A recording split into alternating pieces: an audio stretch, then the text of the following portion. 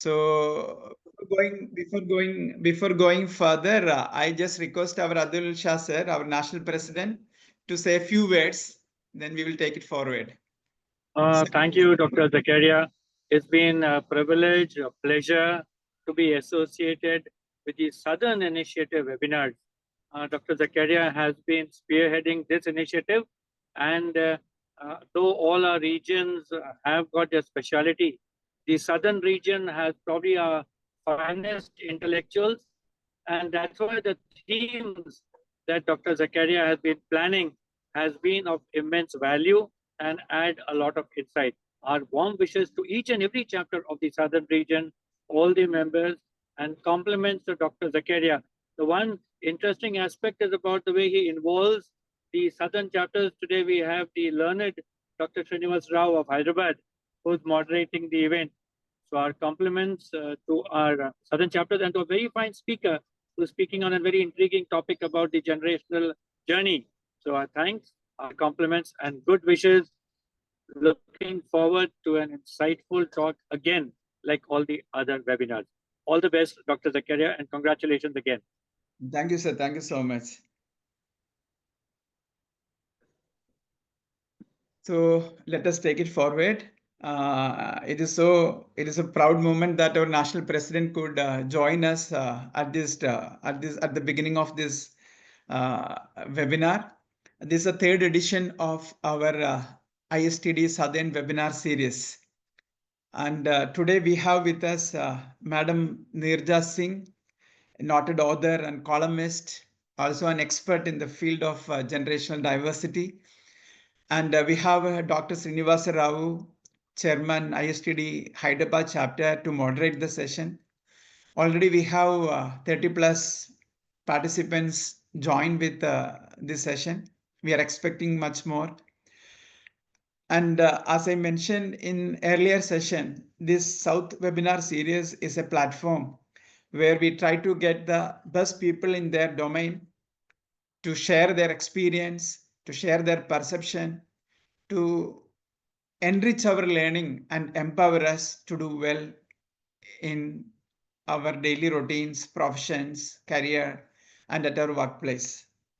And today's topic that Madam Nirja Singh is going to handle is very interesting. That is Forward Together, Reimagining the Generational Journey.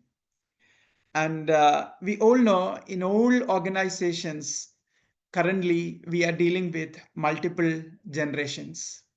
As a teacher, I daily face this issue. I'm teaching full-time MBA students, evening batch working professionals, then I'm handling research scholars. So dealing with multiple generations at a time, and many times we are having many frustrations because there are differences among the attitude, perception, and many things like their learning style, the technology skills, communication styles, value systems, motivations among these different generations. So as a teacher, we may expect the same standard of behavior, same value system, same pace of learning from every student, irrespective of their generations. But people belonging to different generation expect different treatment from the side of a teacher, right? And this happens everywhere, even at workplace, in organizations, when employees belonging to different levels are belonging to different generations. And today even young people are occupying higher levels in an organization and dealing with lower level employees who are belonging to a much older generations. So everywhere there is an opportunity or there is a chance of conflict, difference of opinion, because of people belonging to different generations are working together. So most of the time we feel this is an issue, this is a threat, this is a point of conflict. But we all know different generations have different strengths. They are sources of different resources. We should think about redefining the ways or the approaches in organizations to, to exploit or rather utilize the strengths of each generation to come out with more synergy and collaborative efforts in organizations. And today, being an expert in generational diversity, I'm sure Madam Nirja Singh is going to define or going to explain the concepts of generational differences in a very creative way to help us to reframe our understanding about different generations. I'm sure her session is going to offer actionable ideas for moving beyond stereotypes and building a shared vision for progress at work and in life. And she will help us to discover how to co-create a culture that adapts, innovates, and thrives between different generations. So I'm sure this is going to be a highly enriching session dealing with a very, very relevant topic in the present time. And I hope every participants will be involving very actively, putting a lot of questions to ma'am and making this session very active and vibrant. I take this opportunity to formally welcome Madam Nirja Singh to this ISTD Southern webinar series. Welcome, ma'am. Thank you very much, Dr. Yeah. Zakaria. I'm not going to detail her profile because our moderator Srinivas Rao sir will be doing that part. I also welcome Dr. K. Srinivas Rao, who was instrumental in bringing Madam Nirja Singh as the resource person today. And he is the chairman of ISTD Hyderabad chapter, a very vibrant, humble, a genuine personality. So welcome, sir, to moderate this session. I Thank you also very much. welcome our National Council members, chairpersons, ISTD members, students from student chapters, well-wishers who all join for this ISTD Southern webinar series. I welcome everyone to this session. So with this, I hand over the session to Dr. K. Srinivas Rao, who is moderating this session. Sir, please. Thank you very much, Professor Zakaria. It was very pleasure hearing from you and the kind words of appreciation that we had from Abdul Shah about your kind of work that you are doing in the Southern region. Thank you very much. And I profusely thank Ms. Neerja Singh for readily accepting our invitation to be the speaker for this evening. Despite her busy schedule, she could give us some time for enriching the knowledge. Now I will go through the brief introduction of Neerja Singh. Ms. Neerja Singh, a generational diversity speaker and author of 6 generational books. He's a columnist and staying a step ahead of Gen Next. Madam Neerja is also a TEDx speaker and a certified virtual presenter. She enables multinational companies, education institutions, and the armed forces to harness generational diversity. She is an Oxford University Press resource person, enrolled in a senior management executive program at IIM Trichy, and training as a generational coach, that is icfpromocoach.com, university gold medalist in philosophy.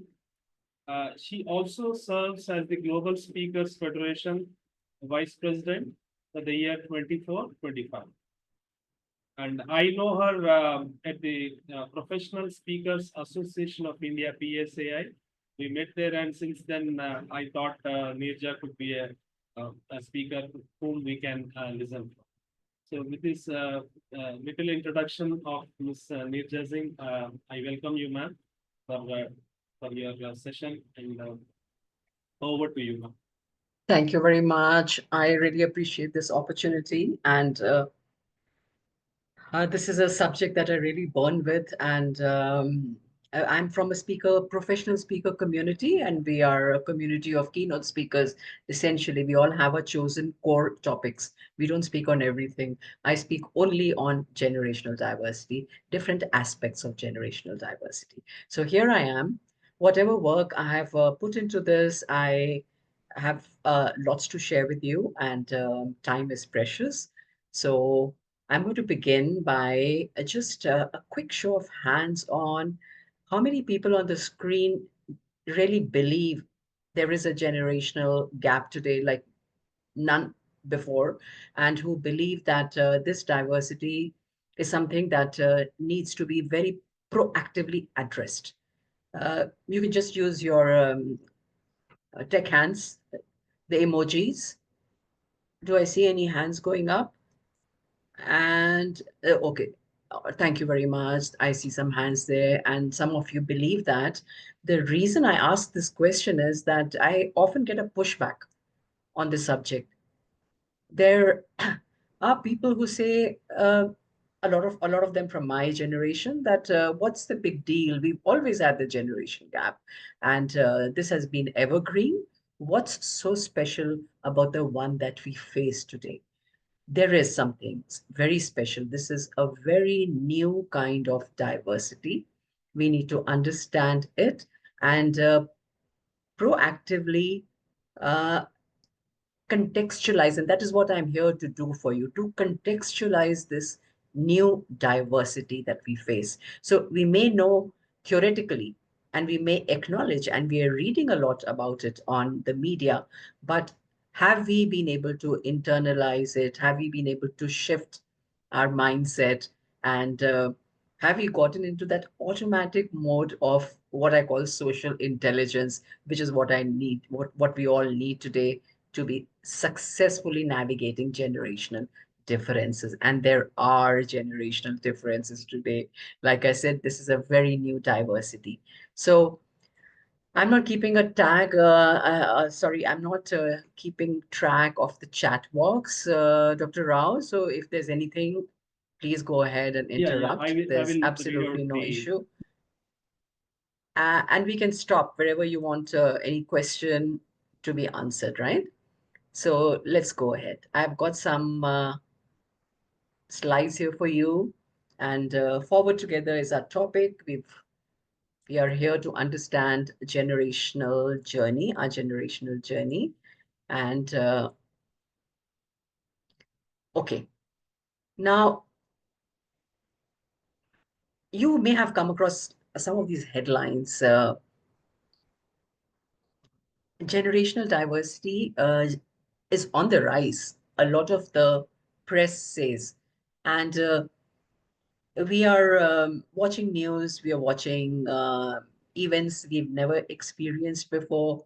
We are seeing young people take to the roads, uh, screaming, waving flags, getting into very, very uh, persistent, energetic activism. This is not the way the normal, within quotes, young people behaved in the past. And more and more in corporates, in companies, in educational institutions, people are really scratching their heads on how to deal with each other. What is going on here? And what is causing this? And how can we possibly deal with it? Generational differences are here, they are a reality. And my waking moment, the moment that my eyes opened was when I began to observe closely my own daughter. She uh, she was a student of the NLSIU Bangalore, and a phenomenal Kathak dancer. You'll see there on the screen. She was an activist. That's the police taking her away. There was some of them protesting uh, certain issues there at the law school. They thought it was their mandate as law students to speak up for the right. And she was also a Delhi state boxing champion. Plus, she rode her bike beautifully. So that's her with her friend. When I was observing her, interacting with her, and talking to her companions, her batchmates, that's when I realized that this is something very, very different that I'm seeing. Now, when I started digging deeper into it, reading up, talking to more people, I got mixed reactions. Like I said, some did not acknowledge, did not appreciate that there indeed was a gap that needed to be addressed. And there were others who said they were experiencing something similar. The relationship with the young was no longer what they not just hoped, they expected it to be. They were treading on eggshells around the young. They couldn't understand some of their language. They couldn't appreciate that they wanted to perhaps go off into the Himalayas, or they wanted to discover themselves, or they were talking about passions. It was not no longer about earning a living, and they were looking for a purpose. And they were hearing, there was a meme those days that would say, oh, I could be the president of the United States, but it's not my cup of tea. So that level of confidence that you could be president, but it's not your cup of tea, it's not something I want to do. And that expectation that I will get the best, and how some people felt that they don't realize, the young people, that they deserve happiness, but they're not entitled to it. They're two very different things. Yes, you deserve happiness, but you're not entitled to it. Now, where was this coming from? Where were these differences coming from? We were seeing the changes in the workplace. We were reading about the quiet resignation. We were seeing the climate justice activism. We were seeing young people questioning the policymakers, and more they had begun to be called the excluded majority. The young were the excluded majority. So one of the reasons this was happening is that the worldview had changed so drastically. The change is so accelerated today that a person could be born into one world, grow up in another, and then die in completely different world, because it's changing so rapidly. And these three worldviews, for my generation, I'm a boomer, and for my parents, actually, their generation, the silent generation, everything happened through rituals, traditions. We just did what our parents did. But then along came the Industrial Revolution, and things began to be run by machine. And reason became very important. The printing press was invented, the Renaissance happened, and everything had to be logically explicable. If we couldn't prove something, we didn't consider it important. And today, we have a worldview that our young hold, which is called the relative or prefigurative, where the mind is important. And from here, we are entering the age of intelligence. And there, everything is relative. You have your worldview, I have my worldview, Dr. Zakaria has his worldview, Dr. Rao has his worldview. We all have our worldviews, and we all have our tribes to tell us that we are right. So when there is no center of gravity, there is a lot of uncertainty. What is right? What is wrong? Where is the middle ground? Where we just can't find the middle ground. And that is one reason why the young are quite anxious today. There's a lot of confusion. There are a lot of mixed messages. They have three parents. They're getting information from YouTube. They're getting information from their peers. They're being parented by their peers, guided by their peers. For our generation, there was the main family was the biological family, but today the young people have families outside of families. There are multiple families, multiple groups, multiple communities, and those communities, those groups are really invested in each other, and I call them the unconstitutional influences on the young today.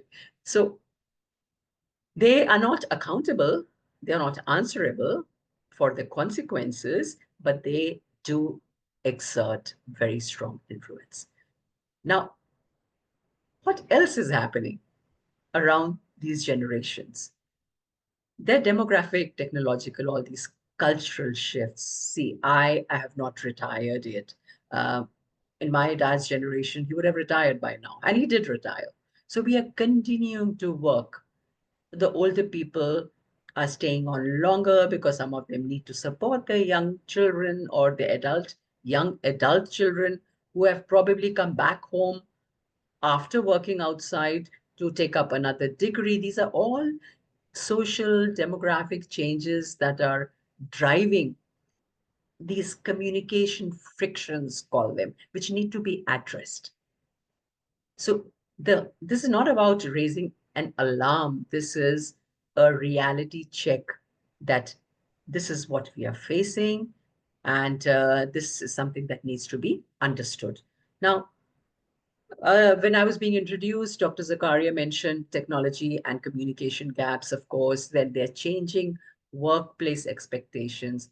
And a lot of young people are holding down multiple jobs, multiple gigs, multiple alternative sources of income, not just young people, some older people too. These are the realities. And because of these demographic and societal shifts, political shifts, also an emotional change, because an emotional churn where young people do not feel secure anymore. They don't feel that their leaders have it in them to solve the problems, which is why they're losing patience and thrashing around and expressing themselves in ways that we've not seen before. Now, every culture, every generation today is almost like a different culture. And more and more we see, because of the internet, because of the availability of information, generations might feel that they don't need each other to survive. They don't need each other to really get along in life, because there are plenty of alternatives out there. And for the older generations, there is a real unresolved grief that I believe is coming from this. Uh, Increasingly, it is becoming clear that they may not be able to keep their mandate. Some of them feel that. And what do I mean by mandate? I mean that for every generation, it's a desire to leave one behind that is stronger than them, more potent, more progressive. But my generation, for the first time, is not very sure anymore if that's going to happen, because we are seeing young people struggle, feeling overwhelmed sometimes, and not able to negotiate the social aspects of living. So these are interesting times. What I call them interesting times. I think there's lots of hope, and it's a time to step up and not run away or not fight. This is not the time to hide in your cabins or say that uh, get confrontational. That is not going to help. This is a time to assume control, step up, but it begins with an acknowledgement that there is something going on. Remember that the younger today are also far more worried about their future than the earlier generations, because they do feel that they are the ones who will have to face it. They are hearing a lot about the poly crisis around them, and they see that the older generation is taking a lot of time to solve those problems. So, what are they going to do? They try to take charge, and that doesn't work, and then it manifests in several other symptoms. Now, there on the screen, I'll just put some of the new phenomena that we are seeing. Career catfishing is you apply for a job, you may have come across these terms in the press, in the media, but you never fetch up. You don't show up for work. Like I said, there are mixed ways in which the younger generation is reacting. Revenge quitting. I don't like the fact that this company is not maintaining or adhering to moral principles, or they're not doing enough for social impact. I'm going to quit. Or I was not appreciated here, or I didn't get enough feedback here, or I was not onboarded well, or my career path was not structured enough. I was not, um, it was not explained to me, or my career development was not taken care of. and I can be on my own, because the younger people do feel a strong sense of autonomy, a strong sense of agency, but also let's remember deep anxiety. That anxiety is there, the worldview. Remember, we talked about the relative worldview. Everything is relative. You have your right, I have my right, somebody else has their right. And right now, what's happening in the United States, somebody there is saying something about what is right and what is wrong. And it's happening across the world. Other leaders are going to take cues from this. Office ghosting, boundary setting, all these are phenomena that we are seeing around us. This is how the younger generation is dealing with what they face in their daily lives. And this is only the Gen Z we are talking about. I'll just show you the generational key. Remember that we have Gen Alpha coming next. This is the generation key. Gen Alpha actually begins in 2010. Sometimes some categories, some keys put it at 2011, but give it 1 or 2 years here and there. So the children, the oldest Gen Alpha would be 14 years old today. And they are a completely another story. And they are being followed by Gen Beta. Beta is their children who just who just come into being in 2025. But we are talking about Gen Z majorly. And why is that? Because it is Gen Z, which is right now the biggest workforce. And they are powerful. They are important. They are a very important generation because they are influencing the work culture. They are influencing some policy decisions, ESG. They are involved in there, the succession pipeline they matter to. So let's talk about Gen Z. Who is Gen Z? They grew during the polycrisis. You may have heard of some acronyms that they use, FOMO, for instance. But we're not talking about FOMO. FOMO is fear of missing out. What we are talking about here is fear of messing up. They're scared of messing up. Mental health issues, polarized adults, and over half, not everybody, but many of them expect the worst to happen. They have a slightly cynical view of the world. And doom scrolling is something Gen Z has been doing. Doom scrolling on these short videos on TikTok. TikTok is banned in India, but there are videos available on what is going wrong with the world and all the alarms that keep ringing all the time. This Gen Z is shaping consumer and employee trends.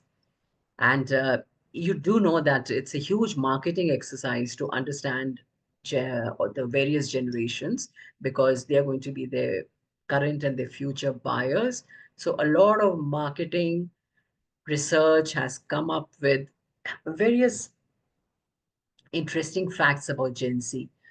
They are already impacting board priorities, like we just talked about the digital transformation and the environment and the sustenance, governance, and CEO succession planning. Let's talk about some of the experiences. What is typically happening with some of this Gen Z? Let's say if there is Mira, and she had this belief that she was destined for greatness. But what happened? Her proposal was rejected. And what is the outcome? Questioning her place in the corporate world.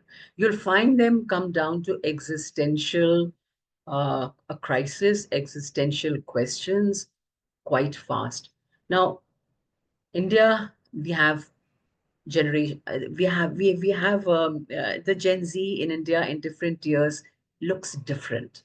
The Gen Z in Delhi will not look exactly the same as Gen Z in, let's say, a smaller place, because we are a multi-tiered society and there is a lot of diversity. But we are talking about the Gen Z, the urban Gen Z, Gen Z that is employed in the corporate, the companies, and is actively studying and trying to move ahead, and is Like part of the subcategories, yes, subcategories. and Yes, absolutely. And they form the major market. Also, although we have to warn ourselves that because of the hyperconnection, even the 3-tier, 4-tier towns in India have access to global information. They watch some of the same programs, and so their generational location, what you call, is not all that different from those in the urban areas. However, they face immediate pressures around them. So digitally, they may be in another world, but physically, they occupy a space which is perhaps not as conducive or as respectful or as wary of their choices.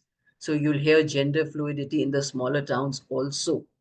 But what they do there is express themselves through creative media. They'll use the digital platform, maybe YouTube or Instagram or some other forums to express themselves, but they will not come out openly in their immediate surroundings. So that is one difference. Now, here, just one rejection may bring on a sense of futility. There is Ravi, brilliant app idea. You have a lot of young people today who say, I will not sit for a placement. Even my daughter didn't. And they want to be founders, startup founders. They want to scale up. They talk about scaling up. So here is this person, young person. The expectation was that investors would come flocking, but that didn't happen. And the realization, the lesson that success requires time and effort.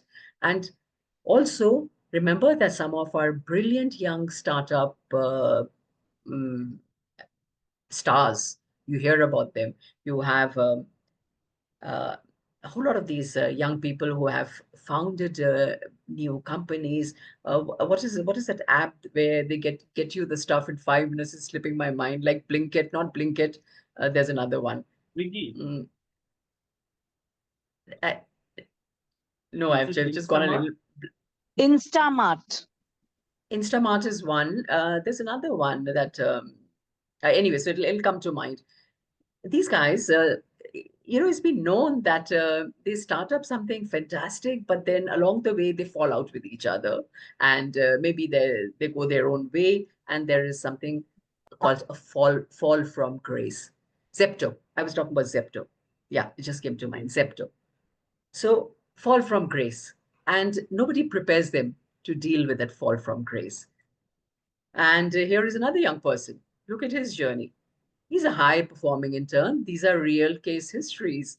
And we are brought up to believe that hard work is enough. But all of us know that hard work is alone is not enough. It requires other skills also. And what is how does this person deal with his challenge? And what is his challenge? Is no full-time offer, disappointment, unequal access to resources from different strata of society. We might say that, like I said, hard work is enough, but hard work is not enough. You have to have access to resources because everyone does not start from the same place. And then the outcome the young person is struggling with is the notion that he is failing. Now, who is responsible for these mixed messages that the young people are operating from or influenced by these days? They are the stories. They're being told certain stories, and there are scripts that they are buying into. And who's creating these scripts? The marketers are creating these scripts, of course. Take TikTok, for instance. TikTok has been found to have negative effects, especially when the babies start with the tablet. It's called peace in the pocket. They have a little thing which is peace, which is in the pocket, and every time they're crying, they're frustrated, or the parent wants to focus on something, they have this little thing gadget that they're playing with, and then there's addiction, and when it's taken away, then what follows? There may be a meltdown.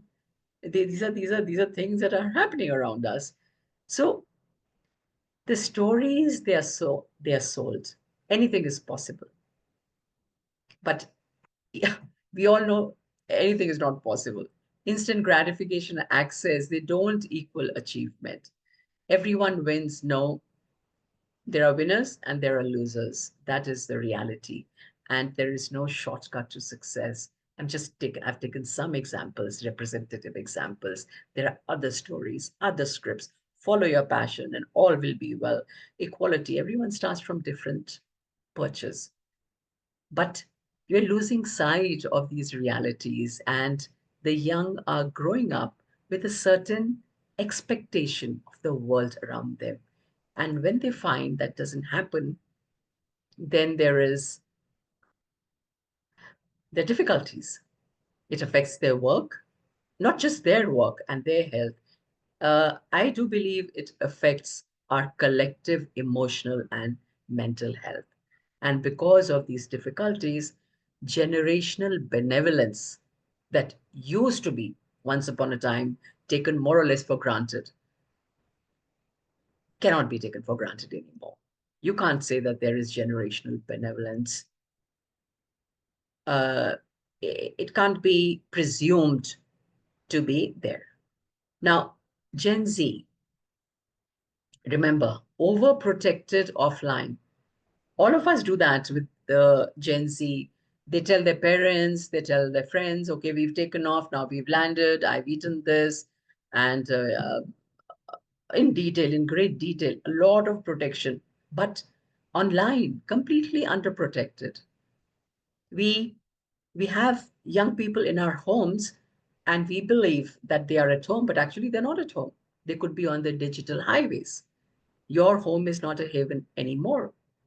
So the anxiety, this underprotection online is causing the young, that is something that needs to be uh, researched a lot more than is being done right now. What are they watching? We have very little control over that. There are some mechanics, but just imagine if something like that were happening physically, what would we do? But it's happening. It's just that it's not physical, it's happening digitally. And we forget that for the young people, these two worlds are, the boundary is blurring and they are becoming seamless. So a young person is not just physically present, but part of that young person is online, digitally. So, and that is affecting the life choices, it's affecting that young person's decisions, that young person's moods, how the young person is coping and how the young person is negotiating his workplace, his public space, his space at home.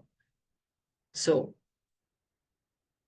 the toll, all these lies, half lies, call it what you like, they take a toll.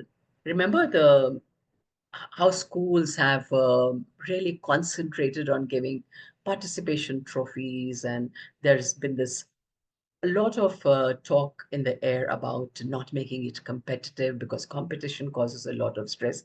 Yes, it does. The thing is that we cannot go either extremes. It's the middle ground.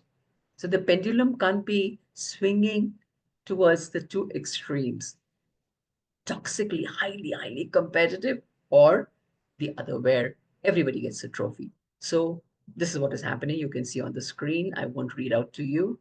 Fall from grace, I just mentioned. Stress and burnout. I remember when I went to the law school to drop my daughter off, and I just looked at the young people there who were studying there. I found them so exhausted, looking exhausted. And the word that came to mind was jaded. And I just wondered why that was so, because uh, she went right after school, so she would have been 17, 18. How does a person at that age look so tired and so fatigued? There's a very different energy around them. Some of them, cannot generalize, but a lot of them feel this way. They feel exhausted because been there, done that. A lot is going on in their lives. And the older bosses don't realize that when a young intern or a young employee walks into the doorway, the front door of the office, it's They're bringing their entire selves to work. Gone are the days when personal was personal and professional was professional. That's not how it works anymore. The young person who's coming in is bringing all their baggage, everything. It's coming into the office. There's no boundary line there. And the social media is affecting morality. There are certain things getting normalized today, which should not have been more normalized. Take this example, a very popular program that a lot of young people watch. Maybe some of you have also watched. This is for mature audience. It says there, TVMA. But the kind of violence, research has been done on this on this particular program, and it's been said that there's statistics available on the kind of damage it does to the psyche, a person who's watching it. We are also seeing a phenomena with the young people that's called eco-anxiety. This is something that the earlier generations did not experience, or at least not to this extent. There wasn't that kind of talk in the air those days. And this fear of the environment, the doom that is coming upon us, the apocalypse. They're also calling it alpha calypse. There's a new word that they're using these days. Gen Alpha is, like I said, the oldest is 14. But we're already talking about it because we have access to information today, which they're very informed because they're reading constantly online. They're scrolling constantly online. So they know a whole lot. What they're looking for is what I call the center of gravity, compassion, but also an authority that can hold them to accountability and consequence. It's not that the young people don't want to be answerable, they do. But you have to have leaders who can balance compassion with consequence. That is what is required today, I believe, at the workplace, even in homes. So, and this anxiety is something that has been included in your diagnostic statistic manual of mental health. It's not yet called a disease, but it is becoming a disorder. There is a lot of fear. Even my daughter would say, we need to be digging trenches because the air is going bad. We need to be going into the hills and the mountains. There's one more thing we are seeing, trust deficit versus empathy deficit. There you see Hillary Clinton. My full screen is on and I'm trying to just take a look at the time also. Okay. Trust deficit versus empathy deficit is a huge difference between the generations. This is a fundraiser, and this is a young girl who's just walked into the fundraiser because Hillary Clinton said something about Black children. And we have to bring them to heal. That's what this young person is holding out. Those are Hillary Clinton's words. So lack of empathy is something that the young today are very quick to latch on to. The bullshit meter, what I call the bullshit meter, is extremely sensitive and it is always quivering. And we see the outcome, and we see the, like I said, collective mental and emotional health, but the youth mental health crisis, we are reading about it, and some of us are perhaps experiencing it also. Depression, who I don't, I know people say that we always had depression, it's just that we didn't hear so much about it. I'm not very sure of that. The radius of harm, I think the risk is much more today. So these are the statistics. 67%, 2019 statistics, these are. And young people committing suicide, 18 to 30, 30 to 45. And again, I shouldn't be saying committing suicide because there's a whole new language around suicide, died of suicide, not committing.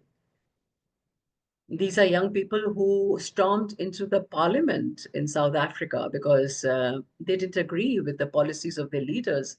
How old do they look to you? So they don't talk, they don't use platitudes like our generation used to use. We use very grand words, we very flatulent in some of our vocabulary. It's But these people the younger people are far more direct and far more authentic and honest. They they want solutions. They're looking for solutions. Remember the Tokyo Olympics? Tokyo Olympics again, Simone Biles. Who would have heard or who would have thought that this young gymnast would step back from a competition? 7 times gold medalist, Olympic medalist, and she decided to prioritize her mental health over a medal.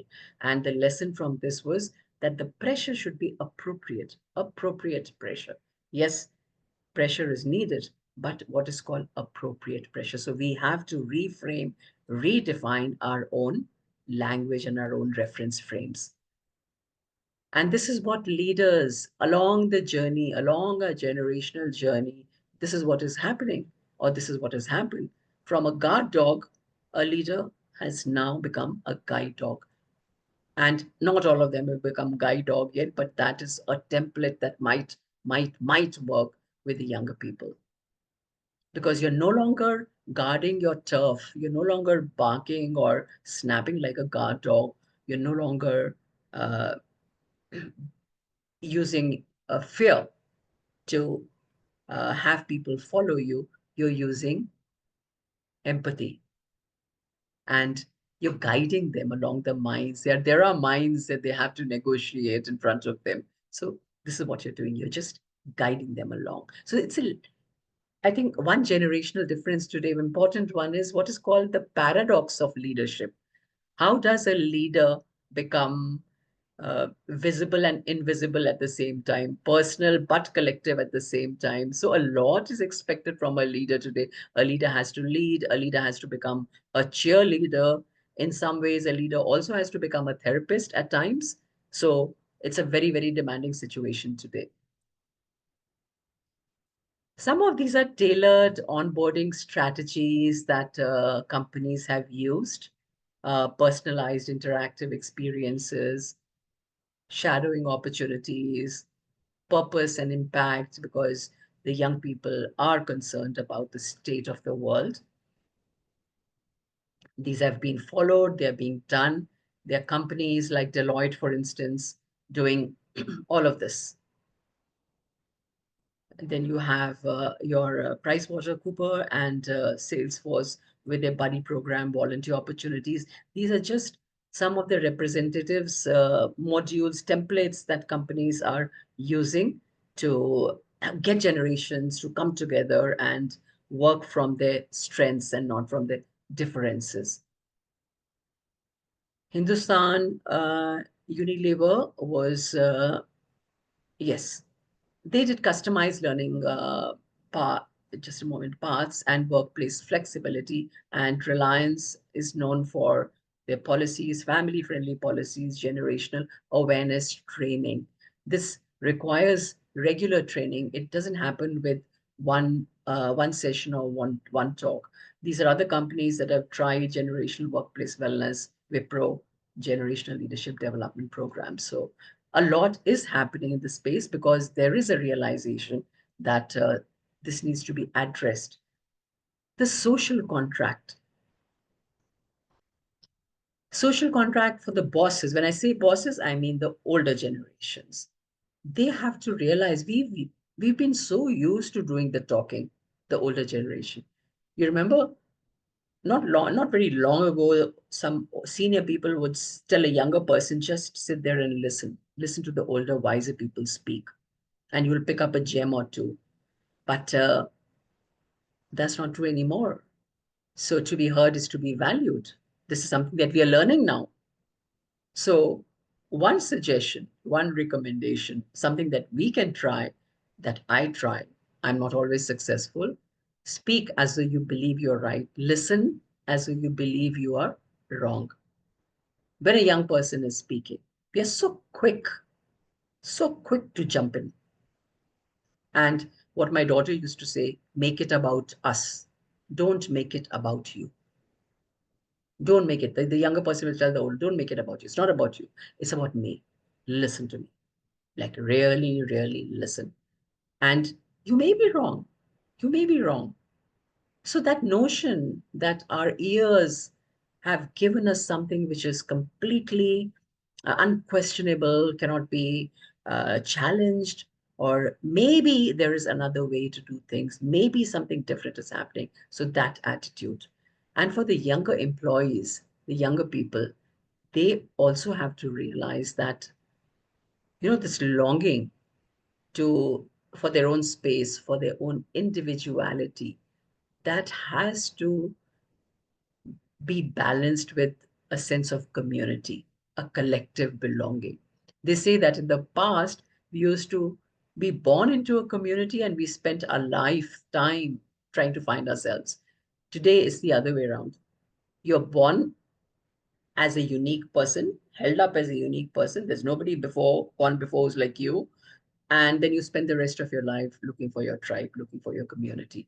So that's another paradox that we are seeing today. Social contract is important, and really, at the core, all generations, what do they want? If I were to ask you to guess a to the power of 6, this is just 6 A's for the sake of a mnemonic to make it easy to memorize, but essentially it's all the same thing. We want accessibility, we want acknowledgement, we want acceptance, adaptability, perhaps we want appreciation. Each generation wants this. So although we are talking about differences, ultimately at the bottom, it's the same human need to be seen, to be valued, and to be heard. We're all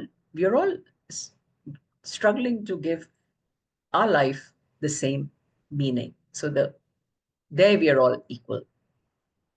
And this is, what I've told you is just a small view of the kind of dynamics, societal and demographic and psychological, emotional dynamics, changes that are going on between generations today.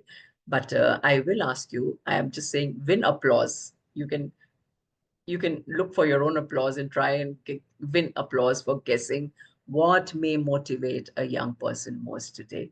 I'd like to see some in the chat box. What do you think a young person would be most motivated by today? The kind of young people we've just talked about. Any guesses? Would you like to open your mic, unmute yourself, and say what you think? Participants can directly speak to Madam. Doesn't you What would motivate? I'm sure you are interacting with young people today, as bosses, as parents, as teachers, as professors, as mentors, as business leaders. What do you think would motivate a young person? Sorry? Good evening, madam. Yes, please. Go ahead, Dr. Srinivas, shall I talk? Yeah, please go ahead. Yeah, thank you. Dr. Nagraj. Namaste, madam. Myself, Dr. Nagraj. Namaste. Thank you. Thanks. As I am also I'm an academician and wellness coach and a yoga teacher, I'm seeing the students from the different verticals, trying to understand their mindset in the 360 degrees. So connecting to the students, we need to first how they are in this generation of what they are, how they will listen, how articulating is very important to make them to register the content in their mind. So I am practicing that. I'm getting a good result. Exclusively to say that when saying the exemplifying the issues, exemplifying the content. If I go directly to the content, they are not connecting. They are not connecting. So the live issues, the practical issues, either for the body and mind, either for the socio, either for the any of the things, we need to exemplify them. So then they are able to understand, and we can educate and motivate the students, younger generation, very easily. That is my opinion, madam. If I am not wrong. Thank you. Thank you. Yeah. So, yes, go ahead, please. Yes, yes. Ma'am, I'm Om Prakash. Good evening. Good evening, ma'am. I'm a Q-Shed scholar. So, in my opinion, like what motivates most today's young generation employees, they want more of their leisure time. They don't want that someone should uh, unnecessarily get into their personal lives or personal leisure time. They don't want any reward. They don't want anything more. They just want that the moment the working hours are over, they should be left, and there should be no phone calls thereafter. Right. So that is the work-life balance you're talking about. Yes. My Absolutely. We're also trying to understand what would motivate them. What would motivate them? I understand work-life balance. I understand that communication, for example, the person who spoke earlier was a Dr. Who spoke earlier, mentioned Dr. Nagaraj about communication, that you uh, use examples and communicate clearly with them and contextualize their topic for them and they understand, right? But what motivates? So, Ma'am, what shall I? motivates? This is John Joseph. Shall I? Yes, please. Yes, Yeah, please. what I You feel is have that yeah, as you mentioned earlier, the right to be heard. If we understand and give them a space to listen to them, let them talk about their version of the story, they will be ready to get connected and they will move forward.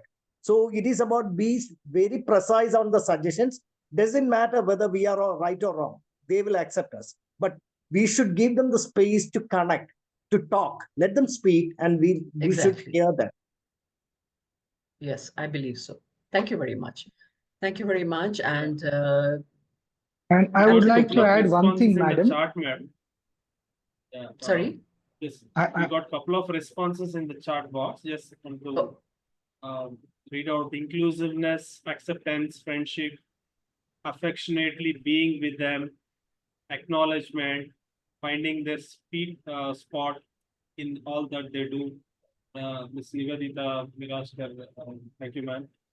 And autonomy, to yes. appreciation, Thank for appreciation being appreciation. recognized.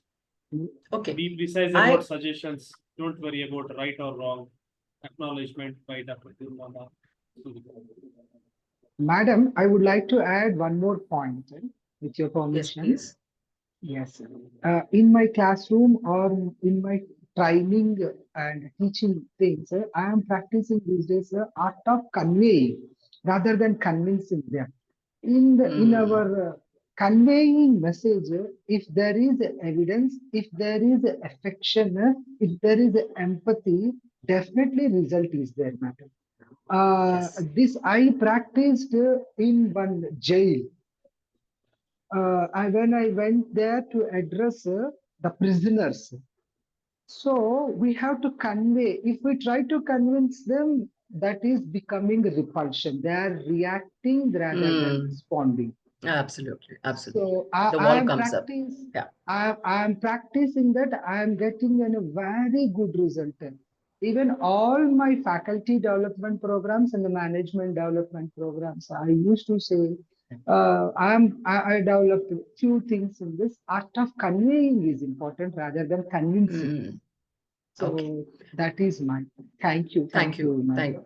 Thank you very much. And I think I have to respect time. It's 8 o'clock already. And so let's quickly Yeah, we wind up may here. take one or two questions and then close. Zakaria sir, is that Okay. okay? Yes, I'll just wind up. There's just last couple of slides, Dr. Rao. I'll just go through them. Uh, the thing, in addition to everything that you have shared, another thing that motivates today the young people is a U-turn. The ability, not the ability, the chance to do a U-turn. There are quite a few of them who feel that they want to start afresh, or maybe they didn't take certain decisions. Just this, this permission to do a U-turn. So this is based on a research that was carried out, and I do share about my daughter. She, I don't think she felt that it was possible for her to do a U-turn because they really are. How do I put it? They want to take the right decisions and they don't want to botch up things. In their view, there's nothing like botching up, in my view, in life.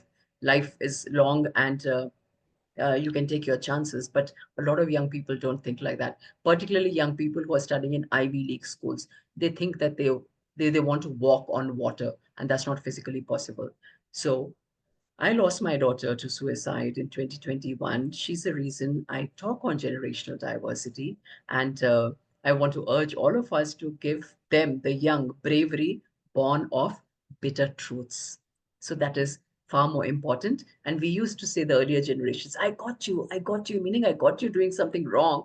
But instead of that, gotcha, we today need to do a different, like put your hands out there and say, I have got your back, that kind of a back. So thank you very much. These are all the writings that I do. It's been an honor. I hope this was some help. Wonderful session. Yes, Thank you questions so were saying. much. Excellent. So we may take 2 or 3 questions as per the time. Before somebody asks question, I would like to know from you, ma'am. I've been hearing about the cohorts. I mean, that's there in the millennial generation. So Yes. still that cohort is still continuing with the other generations. Like, do we see in the Gen Z as well? A cohort is a group. So a cohort is a group, and it's usually a generation will spread across 15 to 20 years. But now within those 15 to 20 years also, there are subcultures, the smaller generations. Every 5 years, there's the huge difference that comes in, again, because of technology. Something new comes in. There was MTV. MTV changed things. Then along came TikTok, for example. Then the 9/11 happened. And these are events that fundamentally affect the psyche and perspective of people who are born, because who are in their most impressionable years during that period that defines your generational location. So what you're talking about is a cohort. Every generation is a cohort. So there was the boomers, which is my generation, followed by Gen X, and then came the millennials, then came Gen Z. Now we have Gen Alpha upon us. The oldest is 14 years old, and Gen Beta are being born in this year. So that is what a cohort is. I could see that very phenomenal rise in the suicide. That the data that you presented, Absolutely. 131%. That is very high percentage. There is you see suicide happening. We see it around us. There are pressures. Children are, young people are. There's a term that they use, quasi suicide, quasi suicidality. What that is they young people may say that I'm not ever going to do this. I'm not going to take my life. But if I don't get up tomorrow morning for some reason, I'll be okay with it. You understand? It's a quasi suicidal ideation.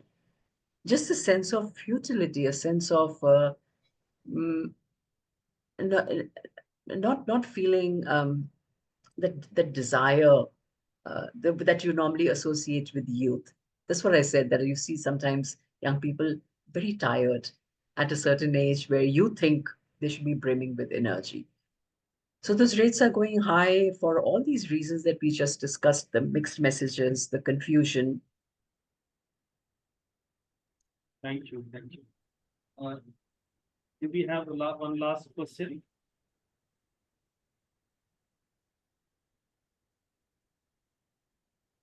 Dr. Zakaria, do you have anything to add?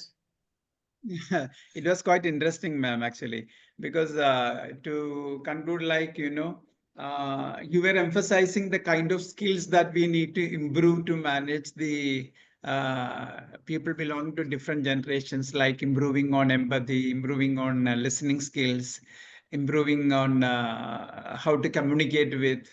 All these were quite encouraging us, because we need to have different styles with different generations. That is you could very easily convince us that how to make it effective, the interactions between the generations. so enthusiastic way of a presentation, and that too you presented few cases which was so communicating how important it is. Very And nice. not give up, not give up on them, not give up on them, not say that, oh, they're beyond me. I think it's very important to Yeah. keep that constant attempt on and not take things personally. The earlier generations would take things personally. It's my honor that is being affected, or I'm feeling betrayed, or that was the attitude. But not make it about yourself. Try and understand that they are living in a very different world. Yes. That they may be pressures that you and I may not be aware of many a times. So that proactive concern and compassion. Most interesting thing was the profile of the audience. We had people belonging to at least 4 to 5 generations. Lovely. Yeah, And absolutely. generations need.